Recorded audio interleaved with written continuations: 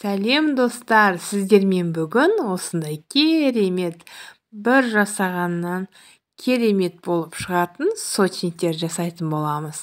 Ал менімен бірге болыңыздар. Достар, менің каналыма тіркелмеген болсаңыздар, каналыма тіркеліп, қоңырауша белгісін баса кетіңіздер. Ал бисмиллах деп, ұнымызды жақсылап ситадан өткізіп алатын боламыз. Ситадан өтілген ұнның үстіне бір чайный ложкамен разрыхитель саламыз. 3 ас қасық тола қант салатын боламыз. Барлығын араластырып, үй температурасында тұрған сары майымызды салып, оның үстінен 2 жұмыртқамызды салып, жақсылап қамыр илейтін боламыз. Достар, мен мына жерде қаймақты есімнен шығарып жіберіппін. 2 қасық қаймақ салып, онда жақсылап араластырып қамыр илейтін боламыз.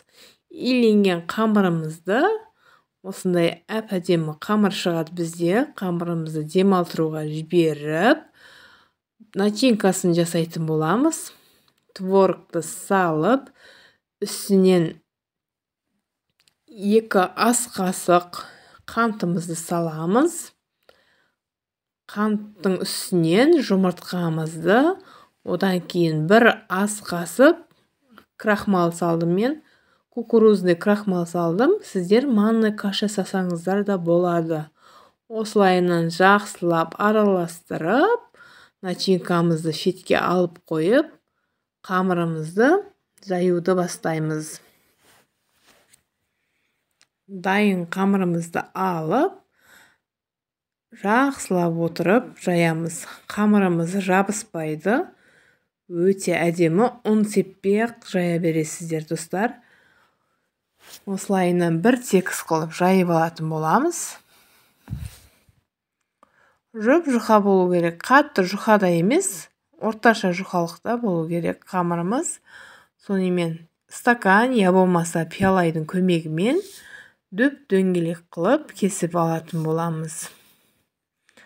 Біздің сочниктеріміз бірде шығу үшін осылай пиалаймен кесіп алдым мен.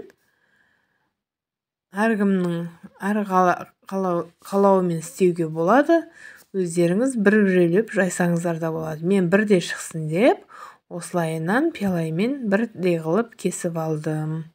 Арасына начинкамызды саламыз. Ортасынан саламыз начинканы. Осылайынан бәріне бүткіл барлығына салып, сочниктерімізді түйіп бастаймыз. Осылайынан жан-жағын басу керек. Баспасаңыздар да болады. Мен осылайынан қатты басып шықтым. Барлығын бірде қылып түйіп алып, үстінен жұмыртқа жағып шықтым үстіне. Қызыл болып, әдемі болып пісу үшін. Осылайынан бір келкі қылып, жағып шығып, печке жіберетін боламыз. Мен 180 градуста пісірдім. Әркімнің печкасы әрқалай болған үшін өздеріңіз қарайсыздар. 180 градуста піскен сочниктеріміз шықты. Үстінен сахарный пудра сеуіп, жақсылап ыстықтай себеміз, достар. Сахарный пудра сонда сіңіп тұрады біздің сочниктерімізге. Достар, менің каналыма тіркелмеген болсаңыздар, каналыма тіркеліп, подписаться басып, қоңыраушаны басып қойыңыздар. Достар, менімен болғандарыңызға үлкен